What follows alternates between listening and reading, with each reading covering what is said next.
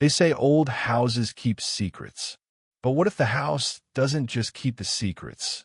What if it feeds on them? The night was unusually quiet in the remote barangay of San Roque, where time seemed to sleep and the wind refused to move. An eerie stillness surrounded the rusting rooftops and crumbling stone walls. It was in one of these forgotten corners of the world that Emile lived, a young man barely in his 20s, carrying more pain in his heart than years in his life. He grew up with nothing, no parents, no real home, left at a church doorstep as a baby and passed from one disinterested relative to another. Emile learned early that he was unwanted. He never asked for much: a warm bed, a quiet night, and maybe one person who genuinely cared. That was all he ever wished for. Now, he lived in the broken remains of his grandmother's old Bahay Nabateau. After she died under strange circumstances, no one wanted the property, not just because of its condition, but because of the stories. Locals whispered about the screams in the walls. But Emile had no choice. It was the only place he could call his own, and so he stayed. At first, it was just a feeling, that crawling sensation on his skin when he turned off the lights, that breath of cold air in the middle of a hot summer night. He tried to ignore it, told himself it was the loneliness, the wind, rats in the walls. But deep inside, he knew something was watching him. He spent his days doing carpentry and odd jobs in nearby barangays. Not many talked to him, except for Mira, a childhood friend who never seemed to care that Emile was the cursed orphan. Mira was bright, chatty, and the only light in Emile's otherwise gray life. She'd often bring him leftover food and laugh at his silence, saying he was born to be a ghost himself. But even Mira noticed the change. "You're pale, Emile, and you have that look again, like you saw something but don't want to tell me." Emile would smile, shrug, and say, "Just tired." But he wasn't just tired. He was haunted. One night, Emile woke to the sound of scratching. Not like mice or rats. No, this was different. It was as if something with fingers was tracing its nails from inside the wooden walls. He froze, held his breath. The sound moved, slowly crawling from one side of the room to the other, then stopped. Then a faint whisper, too soft to understand, too near to ignore. He stayed up the rest of the night, his eyes glued to the ceiling, heart pounding so loudly he thought it might shatter the silence. The next morning, when he checked the walls, there were no scratch marks. But he found something else, an old drawing carved lightly into the inside of a wooden panel. It looked like a child's drawing of a face.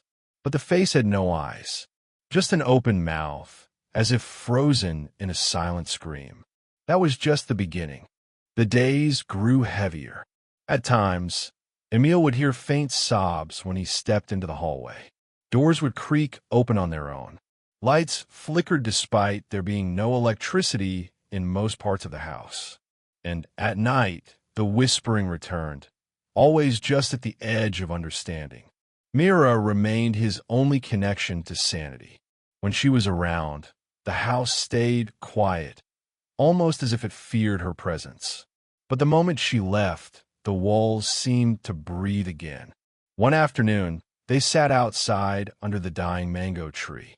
The sun was dipping behind the hills, and Mira was telling some silly story about a neighbor's chicken who laid an egg with 2 yolks. Emile smiled, grateful for the distraction. Then suddenly, a loud bang from inside the house. They both jumped.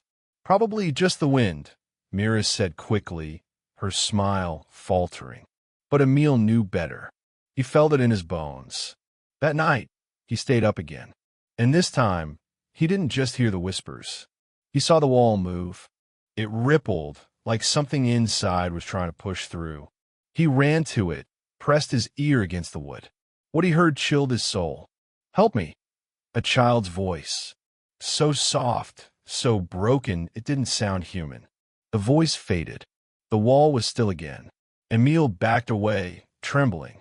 His legs felt weak, his breath caught. in his throat. He wanted to run, to burn the whole house down. But something held him there, something deeper than fear. He had a strange thought then. What if this house chose me? What if I was meant to hear these screams? The next day, he tried to dig into the house's history. The old man at the Barangay Hall told him that during the Japanese occupation, the house was used as a hideout, and maybe more. Some say children were kept there. Others say they were never seen again. That night, Emil stared at the old face carved in the wall and whispered, "Who are you?" The lights flickered. The air turned icy. Then, for the first time, the wall bled. A single line of thick, dark liquid dripped down from the corner of the carving, like a tear from an invisible eye. And Emil knew this was no longer just a haunted house. It was a prison, and someone or something was trying to get out. But who? And why now? Before he could even process his thoughts, every candle in the house blew out at once. And in the pitch black, the walls began to scream. The screams didn't stop for hours. It was like the house had come alive, moaning, groaning, crying. The walls pulsed like veins, and the air became so heavy Emil could hardly breathe. He stayed huddled in the corner of the sala, clutching the old rosary he found buried under a pile of dust-covered books.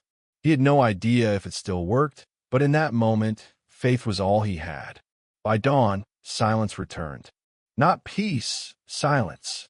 The kind that hides in the shadows, waiting. Emil didn't sleep. His hands trembled as he cleaned the black stains that had oozed down the walls. He wanted to leave, but he knew he couldn't. Something tied him to this place, and now it wasn't just about survival. It was about understanding why. The next day, he visited an old neighbor, Mang Terrio, who had once worked for Emil's grandmother. The old man was nearly blind, but his memory was sharp. "Your Lola was a good woman," he said, his voice cracking. But the house was never right. Emil asked him about the drawings on the walls, the whispers, the child's voice. Mang Terrio's face went pale. "You need to leave, Iho. That place carries a curse from your bloodline." And that was when Emil first heard the name, Delos Santos curse. According to Mang Terrio, Emil's family had long been rumored to be cursed. His great-grandfather was an albulario, feared and respected, but accused of using dark rituals. People claimed he angered a powerful Aswang by denying her a healing that led to her death. Since then, every generation in Emil's family suffered misfortune, madness, strange deaths, missing children. His Lola tried to break the curse by sealing parts of the house with old talismans and hidden markings. But after her death, the protections weakened. And now, Emil had inherited not just the house, but the weight of everything hidden inside it. On his way home, Emil took a longer path through the forest. He needed air. He needed answers. That's when he saw her. At the edge of the riverbank, crouched low by the water, was a strange figure, a woman, but not quite. Her hair flowed like seaweed, her skin glistened with scales, and her eyes shimmered like pearls. Emil froze. She looked up. "You hear the walls, don't you?" Her voice was calm, yet haunting. "Who are you?" Emil asked, unable to move. "I am Leia," she whispered. "I was sent to watch over your bloodline, before it is completely devoured." She told Emil that she was once a Bante Daggett, a guardian spirit of the nearby waters.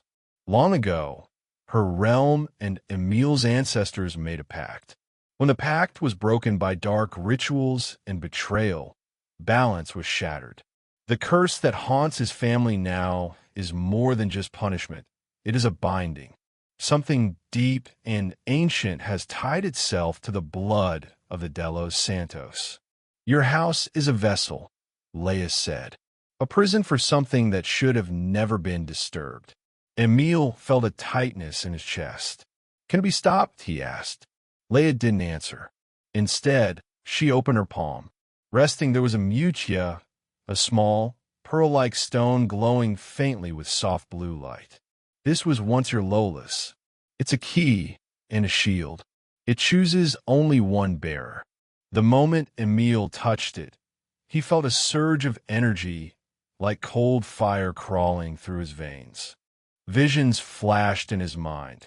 Screaming children, blood dripping from old wooden ceilings, and a face in the shadows, twisted, hungry, inhuman. The Aswang bound to your family still lives, hidden in plain sight, Leia said. She feeds on fear, pain, and memories. And now that you've returned, she's awake. Back at the house, Emil found Mira waiting outside. I tried calling, she said, worried. Are you okay? Emil didn't know how to tell her. How do you explain that your family may have cursed the land?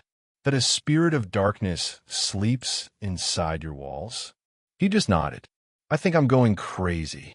You're not, Mira said firmly. But something's wrong with this place. I can feel it too. That night, Emil couldn't sleep. Not from fear, but from knowing. There was a reason the house wanted him there. There was a reason the Mutia chose him. And if he was going to survive, he had to understand the power inside him and inside the house. With the Mutia pressed against his chest, Emil began to see things more clearly. The carvings on the walls weren't just random. They were wards, markings of ancient protection. The drawings of screaming faces were warnings. Each one told a part of the story, and if he could read them, he might uncover the truth. But someone didn't want him to.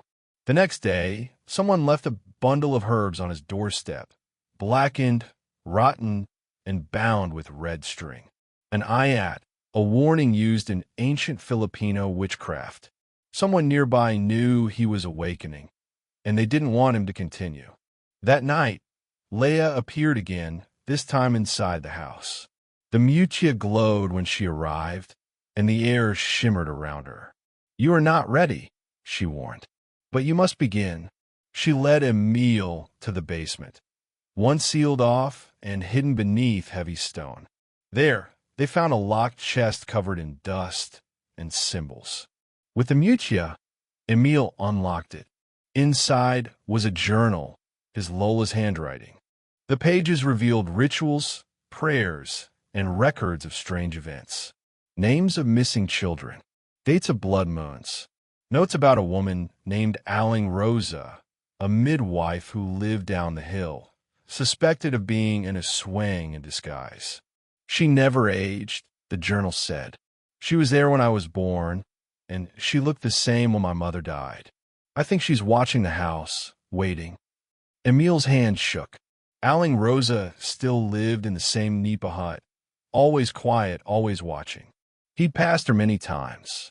Now, the image of her crooked smile haunted his mind. Leia placed her hand on his shoulder. You must decide, run or rise. Emil didn't answer. But deep inside, something was changing. The pain of his past, the loneliness, the rejection. It was being replaced by a quiet fire. Not just anger, not just fear. Purpose. Over the next few days, Emil began training with Leia. She taught him old chants, how to read the symbols, how to use the Mutia to detect hidden spirits. They practiced at dawn, near the riverbank, where the veil between worlds was thinnest. But each time Emil used the Mutia, the house would respond. It would groan, shift, even bleed. And one night, a window shattered on its own, revealing a strange message written in soot on the wall. You are not the first. The deeper he went, the more he realized his Lola had tried to stop it, but failed. She had trained too. She had faced something, and now it was Emil's turn. But he wasn't alone. Mira insisted on staying. Though he tried to protect her by keeping her out, she knew too much already. I won't leave you, she said. Even if this place goes to hell, I'm staying. Emil smiled for the first time in days. But in the shadows, something stirred. A face watched from the treetops. Pale eyes, thin lips curled into a grin. Aling Rosa, she whispered to the wind, her voice like a rusted knife. Let him awaken. The more he learns, the stronger I become. Something inside Emil began to shift. Ever since the basement was opened, ever since the Mutia had chosen him, it felt like the house was no longer just watching him. It was responding. Every time he whispered a prayer or studied one of his Lola's rituals, the shadows stretched a little longer, the lights flickered a little faster. It was like the evil hiding behind the walls was growing restless, hungry. But that wasn't the only thing haunting him now. Leia's voice echoed in his thoughts. "You're not the first." That one line tore a hole in his heart, because deep down he knew what it meant. His Lola had prepared for this war. She knew the curse would follow their bloodline. She tried to stop it. She knew about Aling Rosa, and yet she said nothing. She left nothing for him but fear, broken walls, and memories too painful to face. Was it betrayal or protection? That question kept Emil awake most nights, staring at the cracks on the ceiling, listening for the next whisper that might slip from the dark.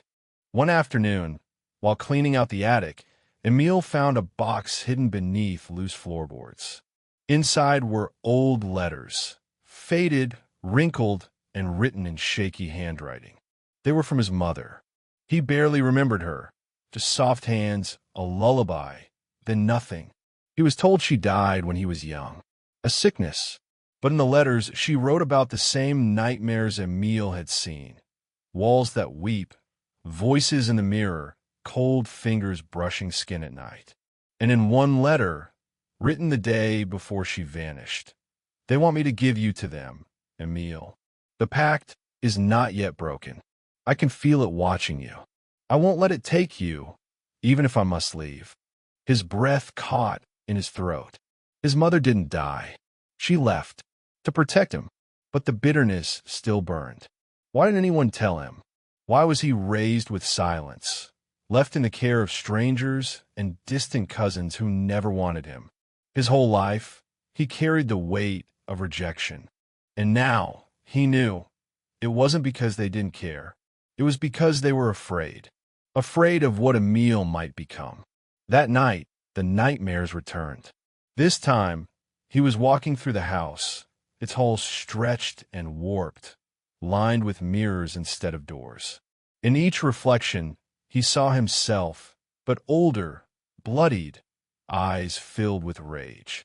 And standing behind each version of him was the same figure, Aling Rosa, her fingers pressed to their spines like a puppeteer. When he woke up, there were muddy footprints on the stairs, child-sized. Mira saw them too. "You're not safe here anymore," she said, trying to stay strong. "We need help, but help is hard to find." They visited a distant Barangay known for having a respected albulario. The old man welcomed them, listened quietly, then stared at Emil for a long time. "You are marked," he said. "The blood in you, it carries a price." He handed Emil a carved wooden medallion soaked in oil and ash. "This will not save you, but it will show them that you are not blind." That night, Emil wore the medallion around his neck and sat in front of the mirror in his Lola's room. The reflection rippled, and for a moment, he didn't see himself, he saw the past. His Lola, chanting in the dark. His mother, crying, clutching a baby. Aling Rosa, smiling in the doorway. It was never random. Everything had been building to this. Emil had been chosen before he was born. The next day, the attacks began. It started small, a stray dog growling at nothing, then vanishing into the forest. Birds falling dead from the trees. Water from the faucet turning black for seconds at a time. And then worse. While Mira was outside, tending to the garden, she screamed. Emil rushed out to find her staring at the bamboo fence. Hanging there was a small, anteing, twisted and scorched. A warning. "They're getting bolder," Leia whispered when she appeared that night. "They know you're searching. They feel the Mutia growing stronger. But you are not yet ready to face them." "I don't have time," Emil said. "They're coming. I can feel it." "Then you must make a choice," Leia replied. break the chain or become part of it. Her eyes glowed faintly as she stepped back into the shadows. Later, Emil found himself alone in his Lola's room again. He clutched the Mutia and opened her old journal, reading page after page. One entry stood out. The child must never know. If he unlocks his gift too early, the hunger will find him faster. But if he is strong, maybe he can finish what I could not. So she did try to protect him, and she believed in him, but the fear was still there. Not of the Yiswang, not of the curse, but of himself. What if he couldn't do it? What if he failed like the others? What if the darkness inside him, the one he felt creeping every time he used the Mutia, was stronger than his will to resist it? As he stared at the candlelight flickering on the walls, he remembered something Leia said. The curse is not just in your house. It's in your choices. And just like that, something shifted again. The house creaked. The lights dimmed. And then a knock on the door. Not loud. Not fast. Just slow. 3 knocks. Silence. 3 knocks again. Emil and Mira stared at each other. He reached for the rosary, the Mutia glowing faintly in his palm. When he opened the door, there was nothing. But hanging from the top of the doorway was hair. Long, gray, and tied with a red ribbon. Aling roses. She had been there. Mira grabbed his arm. We need to leave. But Emil shook his head. No, she's forcing me to run. I won't give her the satisfaction. You're not ready, Mira said, eyes wide with fear. Neither was my Lola, he replied. But she still fought. Emil stood in the middle of the sala, placed the Mutia on the floor, and lit a circle of candles. He began chanting the prayers Leia taught him. His voice trembled at first, but soon grew steadier. The house shook. From the walls, a thin, black liquid seeped out, like blood mixed with smoke. And then a voice whispered, not in his ears, but in his mind, You are mine, Emil. You always were. He fell to the ground, clutching his head. Visions again. Aling Rosa feeding on something under the floorboards. Children crying in cages beneath the earth. A door, sealed shut, wrapped in chains made of bones. That was it. The prison. The true heart of the curse. And he was meant to open it. The days after the vision passed like a blur for Emil. Sleep no longer gave him rest. Only more images of the chained door, of hands reaching from beneath the earth, and the echo of Aling Rosa's voice whispering promises he didn't want to hear.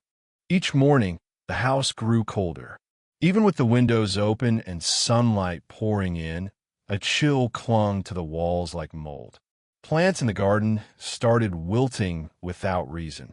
The neighbors began to avoid their house again, whispering prayers whenever they passed.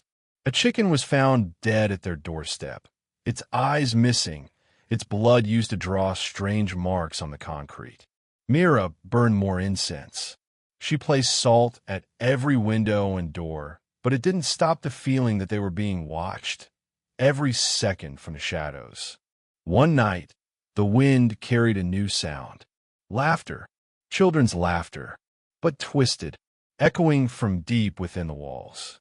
Emil tried to ignore it, but when he walked into the hallway, the laughing stopped, and all the picture frames on the wall fell at once, smashing into pieces. Behind them, etched into the wall, were symbols. Circular, jagged, familiar, the same ones from his Lola's journal. Symbols that meant awakening. The enemy was getting ready, and Emil didn't know if he was strong enough. Maybe this isn't about fighting, he told Mira as they sat by the window the next morning, tired eyes staring at the gray sky. Maybe it's about survival, escaping before that door ever opens. But if you run, Mira said quietly, then who stops her? He didn't answer. How could he, when he wasn't even sure he believed in himself? The Mutia still pulsed with energy whenever he held it, but the glow had started to change. From silver to red. Leia hadn't appeared in days. The Albulario never returned their calls. The closer they got to the truth, the more alone they became. One night, as Emil sat in front of the altar his Lola left behind, he lit 3 candles, white for purity, red for strength, black for protection. He whispered the names written in the journal. Ancestors, guardians, spirits that once protected their bloodline. And then he saw her, his mother, not in a vision, not in a dream, but standing in the corner of the room, crying. Her clothes were torn, her body thin and pale, but her eyes still carried warmth. I tried, she whispered. I fought her. I gave everything to keep her from taking you. Mama, Emil whispered, his voice breaking. But the door is opening, she said. And once it does, she will take more than just your soul. She will take your will. Emil rushed toward her, but she vanished in smoke. The next day, he dug beneath the basement, beneath the floorboards where the weeping sound came from. At the very bottom, hidden in layers of dust and wood, he found a stone tablet. On it was carved a tree, with black roots and red leaves, and below it names. All women, all from his family line. And beneath them, one final name etched deeper than the rest. Emilio. He stared at it, heart pounding. His name had already been carved in stone. This wasn't a new curse. It was a cycle. He was the final link in a long chain of blood and sacrifice. That night, the house shook again. But this time, it wasn't just the house. The earth outside cracked. Trees bent in unnatural directions. Crows gathered on rooftops, cawing in unison. And in the distance beyond the hills, a column of black smoke rose into the sky. Mira clutched his arm. It's starting. They packed what little they could. Salt, garlic, oil, herbs. The mutia and the medallion. The journal and the stone tablet. Then they went to the edge of the forest where the air was still, where silence screamed louder than thunder. In the darkness, a shape moved, tall, hunched, skin glistening like wet bark. And a swang, not like the ones in stories. This one moved like smoke, impossibly fast, limbs too long, eyes glowing like embers. It didn't attack. It just stared, watching. Then it turned and vanished into the trees. It was a warning. She was sending her servants. Back in the house, the walls bled again. This time, not from the cracks, but from the very center of the floor. A red line split the wood, opening slowly like a wound. Emil stood above it, mutia in hand, and chanted the protection spell. The line closed, but not completely. You can't hold her forever, Mira said. I don't have to, Emil replied. I just have to delay her long enough to find the door. Because that was the answer now. The door he kept seeing, the one sealed with bones, it wasn't just a vision. It was real, and it was hidden somewhere close. Maybe beneath the village. Maybe beneath them. That's why the Aswangs were stirring. That's why Leia vanished. The final seal was breaking. Mira and Emil trained every day, using rituals, chanting protective prayers, practicing with blessed tools. They studied every page of the journal, every symbol etched in the walls. But something inside Emil changed, too. He started hearing whispers even when nothing was there. He could sense the presence of things that weren't visible to the eye. He could feel the pain of others. Sometimes, when Mira slept, Emil would stand in front of the mirror and see his reflection smile, even when he wasn't. Something was creeping in, a darkness not from outside, but from within. That was the burden of the mutia. It gave power, but at a price. One night, as a thunderstorm rolled in, lightning struck the tree outside their gate. It split down the center, and inside they found bones. Small, human. Aling Rose's promise echoed again. You're mine, Emil. You always were. The final preparation began. Mira drew protective circles around the house. Emil sealed every window with ashes and prayer. The winds howled louder each night. Animals disappeared. The ground trembled. And then, one morning, the door beneath the house, the one hidden by the stone tablet, opened on its own. Darkness poured out like smoke. A single voice echoed up from the earth. Not Rose's, not his mother's, but his own, whispering its time. Emil couldn't move. He stood at the edge of the now open door beneath their house, his own voice still echoing in the air. The darkness that flowed from it wasn't just black, it was alive. It moved like fog, thick and heavy, creeping along the floor, wrapping itself around his legs like fingers trying to pull him in. Mira called his name, but her voice felt distant, muted, like it was underwater. A sharp sting on his arm brought him back. She had cut him just a little with the tip of the blessed dagger, enough to break the trance. "Don't ever stand too close to it," she said, panting. "It pulls more than your body. It pulls your will." Emil stumbled back, heart pounding. The stone tablet was now shattered, the protective seal broken. Whatever that door had been holding, it was no longer fully trapped. That night, Mira insisted they sleep in shifts. She watched first while Emil tried to rest, but sleep only brought more images.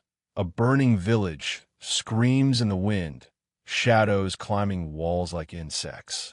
And then he saw something new, an old man with long hair and glowing eyes, holding a kabibi, whispering into it. "Your blood is not cursed, child," the man said. "It's a map, a key, and also a lie." Emil sat up gasping. The next morning, they left the house and returned to the old barrio where Emil's Lola once lived. It was nearly abandoned now, only a few families left. Most of the homes were in ruin, eaten by age and vines. But one house still stood strong, the home of Ca Diego, the village's oldest man. People said he was mad. Others said he once served as an albulario, but turned away from his gift. When they knocked, the door opened slowly. Ca Diego was there, skin like leather, eyes sharp despite his years. "You brought the mutia, didn't you?" he asked immediately. Emil hesitated. "Yes." Ca Diego didn't smile. He only stepped aside and said, "Then the storm has truly begun." Inside the house, charms hung from the ceiling, dried leaves, animal bones, and bottles filled with dark liquid. He motioned for them to sit. "You think Rosa is the source of all this?" Ca Diego asked. "She's not." Emil frowned. "She cursed our bloodline." "She did," Ca Diego nodded. "But she was only a pawn. The real power, what's buried under your house, used her. Just like it's trying to use you now." Mira shifted uncomfortably. Ca Diego continued. "Long ago, there was a guardian spirit, Bathala Inglupa. It watched over the land. But men became greedy. They made pacts with darker things. Your ancestors were among those who tried to protect the balance. But someone betrayed them." He looked straight into Emil's eyes. "Your father." Emil's stomach dropped. "That's impossible. My father. He died when I was a baby." "No," Ca Diego said. "He disappeared. And when he came back, he wasn't the same. He carried the scent of death. And the kabibi you saw in your dream, that was his. He used it to commune with the Dark One." Myra's voice cracked. "But why? Why would he betray his own blood?" Ca Diego whispered. "To escape his fate. He traded the lives of others for power. That's why Rosa was punished. Not for her cruelty, but because she tried to defy him." The truth hit Emil like a slap. Everything he thought he knew was wrong. His mother a victim, his grandmother a protector, and his father a traitor. Ca Diego handed him a bundle wrapped in cloth. Inside was an old kabibi, cracked but still glowing faintly. "It's yours now," he said. "You must use it. Listen to what it reveals. But be warned, it doesn't speak in words. It shows truth through pain." Emil nodded, numb. His hands trembled as he accepted the shell. That night, he sat alone, far from the house, under the stars. He placed the kabibi to his ear and waited. At first, there was silence. Then screams. Dozens. Hundreds. Children. women, men, then a whisper. He knew. He saw. He let them burn. And then an image, his father, kneeling before a massive stone figure with hollow eyes, offering a vial of blood. The vision ended. Emil collapsed, gasping. It was real. All of it. And the voice from the door? It wasn't Rosa. It was his father, still alive. Or worse, no longer fully human. When he told Mira, she turned pale. Then this isn't just about stopping Rosa. It's about facing him. The stakes had changed. Suddenly, a scream echoed from the village.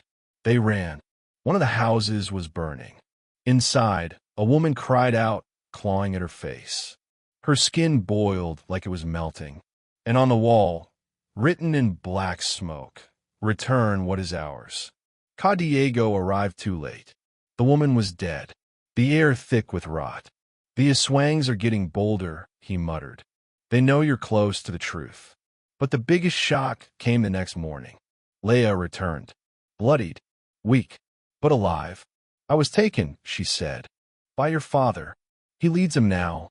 He controls Rosa. He wants to mute you, and he wants you to take his place." Emil couldn't believe it. "What do you mean, his place?" "He's growing weaker," Leia whispered. "His body is fading, but his spirit, it's looking for a new vessel. And he's chosen you." The ground trembled as she finished. The sky turned gray. The door beneath the house groaned like a beast awakening. Emil looked at the Kabibi, at the Mutia, at Mira. Everything was building up to something massive, something final. But he wasn't ready. Not yet. And time was running out. The sky was no longer blue. It had turned a sickening gray, like a bruise spreading across the heavens. The air crackled with unseen energy, heavy with the weight of something ancient finally waking. From a moment, Leia revealed the truth. Emil's father still lived, now more spirit than man, and was hunting for a new vessel. Something shifted in Emil. A cold fire had begun to burn inside him. But it wasn't courage. It was fear wrapped in purpose. "I need to go back to the house," Emil said quietly. "I need to face him." Mira stepped forward. "Then I'm going with you." "No," Emil replied, gripping the Mutia and Kabibi in his hand. "If I fail, this thing, this curse, can't spread. Someone needs to stay alive." Myra's eyes glistened with unshed tears. "Then promise me you won't let him take you." Emil nodded, but in his heart, he wasn't sure he could keep that promise. With the Mutia glowing faintly in his hand and the old Kabibi pressed close to his chest, he began to walk back to the house, his childhood home, now transformed into a place of dread. Each step closer felt like walking through invisible walls. The very ground seemed to hum, as if whispering, "He is waiting." As Emil reached the front door, the air grew thick with heat and sorrow. The floorboards creaked beneath his feet as he entered. The house was empty, yet every shadow seemed to watch him. Downstairs, the trapdoors stood wide open. The darkness that had once trickled out now poured like black mist. It filled the room with the scent of rotting soil and iron. A deep, rhythmic sound echoed below like a massive, slow heartbeat. Emil descended. Each step into the earth felt like a step into his own grave. When his foot touched the final stone, the cavern revealed itself. Rough walls carved by forgotten hands. Symbols glowing faintly. In the center of it all, standing tall and unnatural, his father, but not as he remembered. What stood there was a twisted figure, once human, now something else. His face still bore traces of familiarity, but his eyes were hollow pits. His arms were too long. Veins pulsed across his chest like roots feeding something monstrous. "You came," the creature said. Its voice was two-toned, like two spirits speaking at once. "My blood, my son." Emil gripped the Kabibi tightly. "You're not my father." The creature tilted its head. "You don't remember, do you? The way I used to carry you. The lullabies your mother sang, until she saw what I had become. She tried to protect you, so I let them take her first. Pain stabbed Emil's heart. He had always believed she died of illness. But now the truth bled out like open wounds.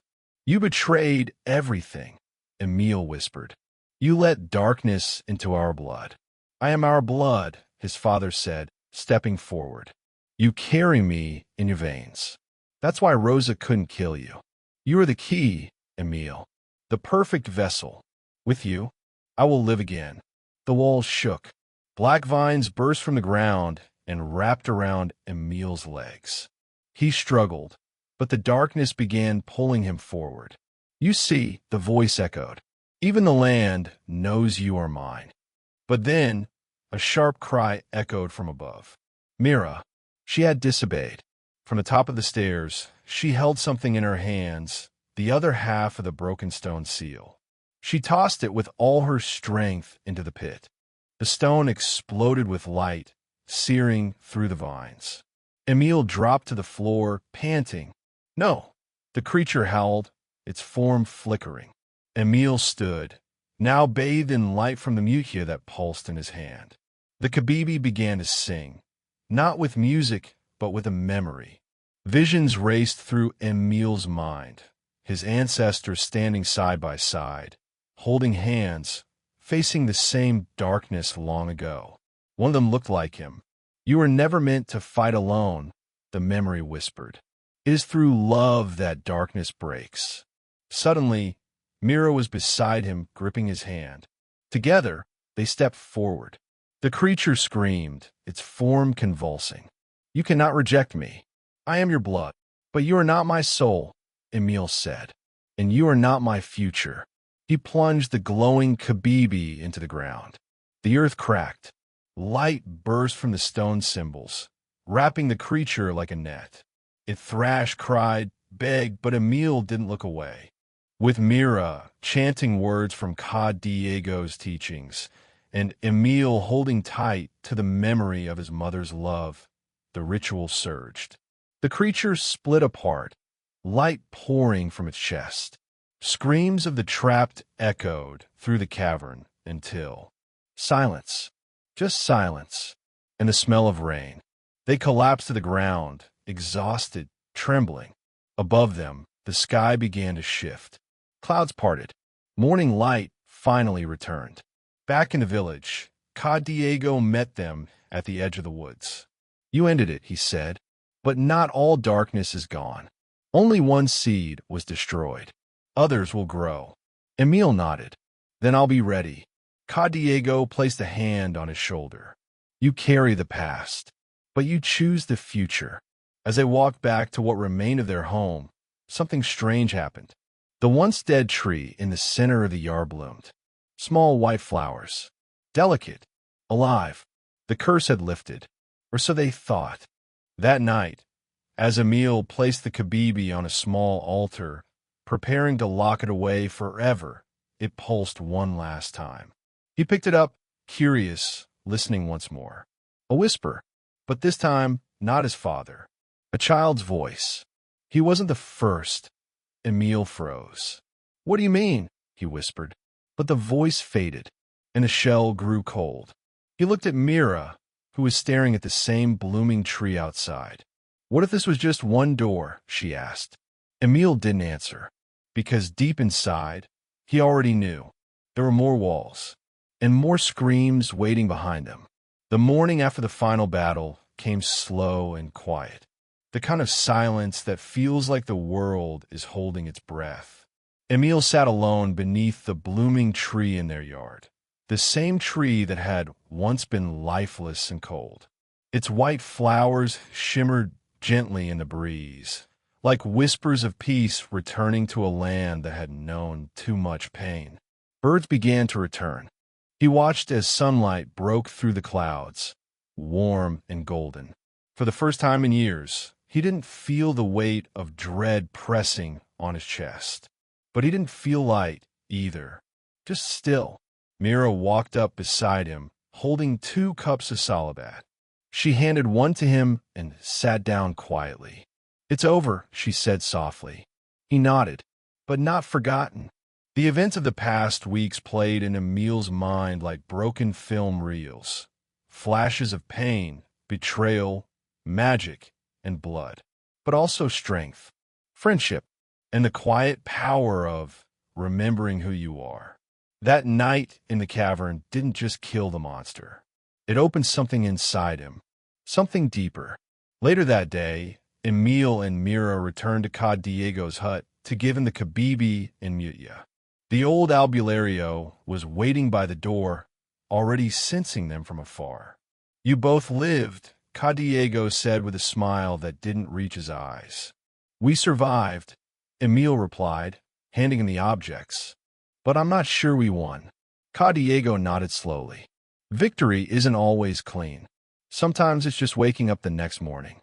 He placed the Kabibi and Mutia inside a thick wooden box and sealed it shut with strands of dried herbs and words whispered in the ancient tongue. Then he turned to Emil. "You changed something in the land, Anik. Your blood may still carry shadows, but now you carry light too. That balance matters." "I never wanted any of this," Emil confessed. "I just wanted to be normal." Ca Diego gave a short laugh. No one worth becoming ever started normal. As they left the hut, a group of villagers approached them. Faces Emil hadn't seen in years. Old neighbors. Friends who had turned distant after his mother's death. Some of them carried baskets. Others brought candles. One woman handed Emil a folded letter. He opened it carefully. It was from Aling Dors, the village elder. The same one who once warned his mother to flee when things started to go wrong. "Your mother saved this town once. Now you have done the same. I only wish we had stood beside your family sooner. Forgive us, and if you ever need us again, we will answer." Emil's chest tightened. Years of pain, loneliness, and being treated like a curse. It was finally acknowledged. That evening, a small ceremony was held near the old tree. The villagers lit candles for the lost, including Emil's mother. Mira sang a quiet song passed down from her own family, something her grandmother used to hum when storms rolled in. No speeches, no big announcements, just faces, light, grief, and healing sitting side by side. As night fell, Emil found himself walking alone toward the cliffs at the edge of the village. The stars were bright, clearer than he had ever seen them. The wind whispered like old friends. And for the first time, the voices in the wind didn't scream. They sang. He stood there for a long while, thinking about the strange journey, how one broken wall in their house had led to everything, how his mother had given her life to keep the darkness locked away, how he, a boy burdened by pain and silence, had become the one to finish what she started. But the story wasn't just about the curse. It was about choice, about legacy, about deciding not to become what hurt you. When he returned to the house, he found Mira asleep in the living room, curled up beside a half-read book of ancient symbols. Emil smiled, took a blanket, and gently covered her. Then he climbed the stairs to his old room. The walls had been patched now, the gaping holes sealed, but he knew what once lived behind them. The screams, the shadows, the hidden things. He touched the wood and whispered, "You don't owe me anymore." And something inside the house settled. Days passed. The land grew green again. Crops began to grow in the cursed soil. Children laughed in the fields. The fear that once blanketed the village began to lift like morning fog. But some nights, Emil would still sit by the tree, watch the sky, listen, and one evening a familiar voice came, not from darkness, but from within. His mother, just a whisper, "I'm proud of you, Anik." Tears slipped down his cheek, but he smiled. He wasn't just a boy with a haunted past anymore.